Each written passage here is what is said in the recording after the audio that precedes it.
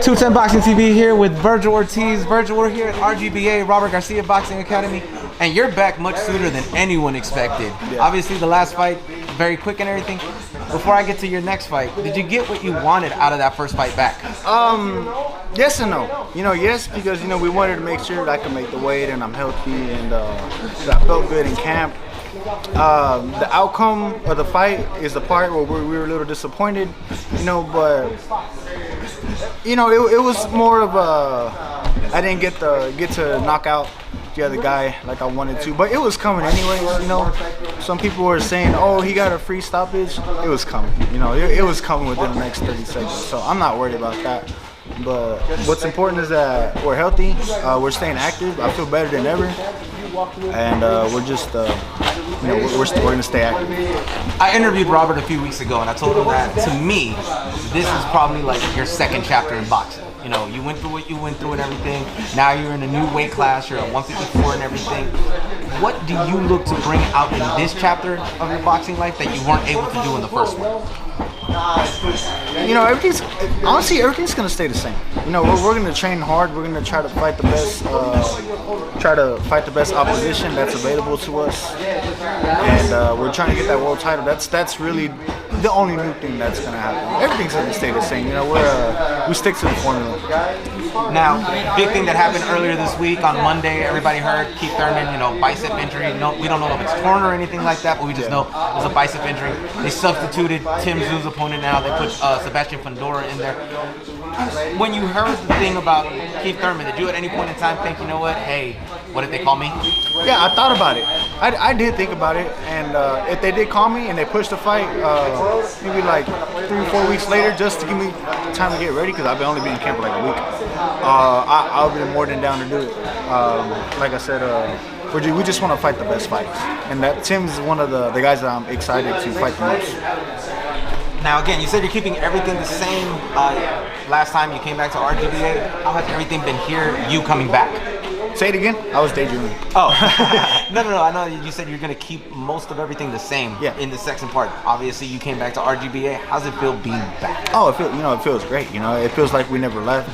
Picked up right where we left off. Training camp has been going really well. I like what I'm seeing out of me. We're getting better every day. Obviously, you said you wanted to stay healthy too.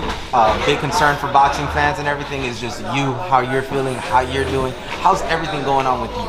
I feel good. I feel really good. I like what I'm seeing. The last camp I started off kind of a little sluggish, just a little ring rust or whatever. But when we came back, I did good the first sparring, and all the sparring after that, I feel energized, and I'm just overall just very motivated. Now I see you, Jose Ramirez here and everything like that. Big word is obviously you and him. Main event, co-main event, April 27th, Fresno, California. Just your thoughts on coming back so much quickly after that first comeback fight. Yeah, hypothetically that does happen. That'd be First of all, I love Fresno. I don't care what no one says about Fresno. Fresno's like it's a little Texas town to me. It's a big, small town. I love Fresno. I would love to be able to give the fans out there a show. And Jose's my favorite fighter. And being a co-main event, be an honor. It's gonna be a stacked fight card if it happens, and a lot of hypotheticals in that sense. But I would like for that to happen. Yeah.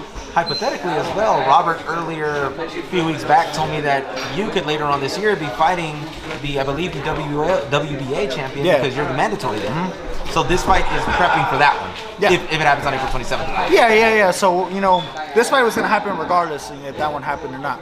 But that's a really good fight to happen too. Madrima's a tough fighter. We sparred before. We've had some really good sparring, and I like my chances. I think I'm going to be a world champion this year.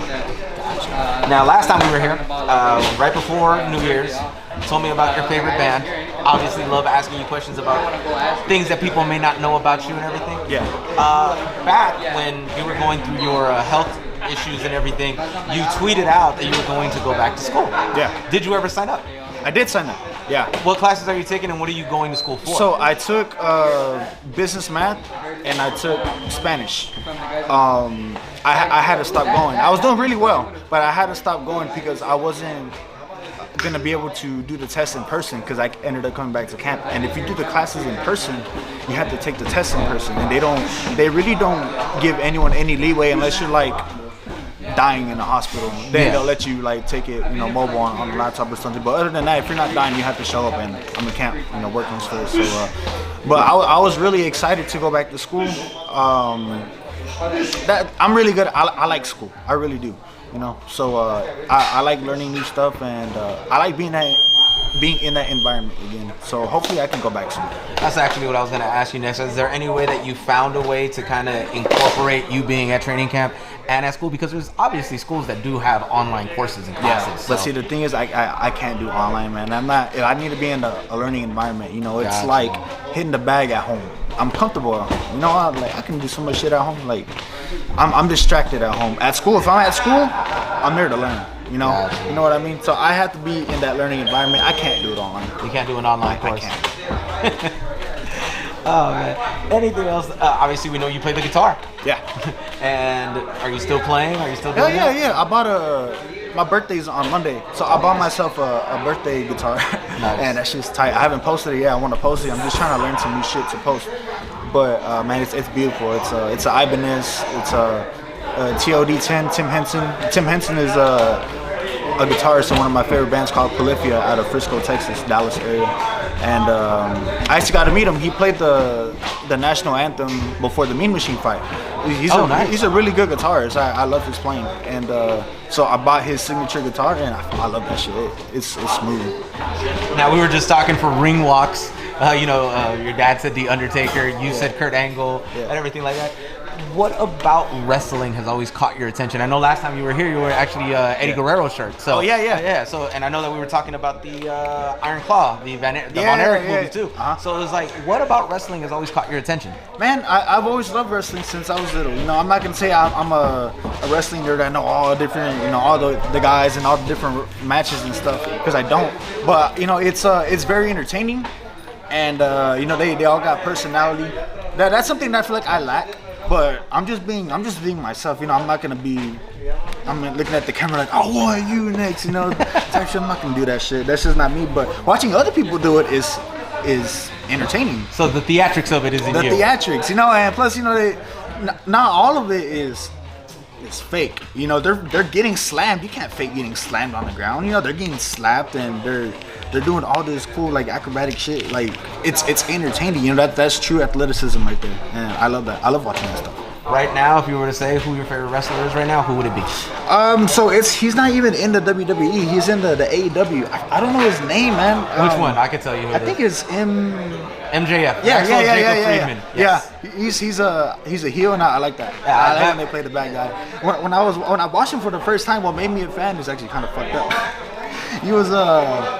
He was in like the crowd for some reason, and there was this little boy drinking water. He got the water and threw it in his face, and then he just walked out the road. That was savage for me, but he's entertaining. Yeah, he really is. And he's a good talker too. He's really good on the mic. Yeah, he's really good on the mic, and probably one of the best things that they have in AEW, really. Yeah, and the orange guy, you know what I'm talking about? The guy Orange Cassidy? Yeah. Orange Cassidy. Yeah, I like watching him wrestle too. He's real cool. He's just smooth with it. He's laid back. He's very laid back, but like you said, he's smooth with his movements. He can jump over you while his hand's in his pocket. That's what I'm saying. Like sometimes, like when I'm in the ring, sometimes you can do something and someone throws a big punch and you just like, just kind of like minimal effort. Minimal effort, Now let's get into other things. Obviously, we talked about you. Let's talk about boxing in general. Boxing right now is getting that big push. It's that end of March, Cinco de Mayo push where a lot of good fights are going to happen and everything. Yeah. Obviously, we just talked about it. Tszyu versus Fundora. How do you see that fight going? I think Tszyu's going to get him out of there. If I'm being honest, I think. Do you think Tszyu versus Fundora is a better match than Tszyu versus Thurman? I don't think so. I think Thurman would have been. I think he would have gave Tszyu maybe a little more problems. I mean, Fundora's gonna give him problems just on his size by itself. But I feel like Tszyu's just too strong. He's too much like of a bulldozer. He's gonna tear him down. What about same card Rollies versus Pitbull? I think That's a really good fight. I think Rolly's might be a little too big, too strong, and I mean he's a good fighter. You know, Isaac just might be too small. I think that's it. It's just a size difference for me. Just the size difference Just on the that one, size but not the but the size difference won't mean much in the main event. No, No. because Sebastian is Fundora's bigger, but he's lanky. Like he doesn't have this like. Tim's just gonna chop the tree down. Gotcha. You know, that's what's gonna happen.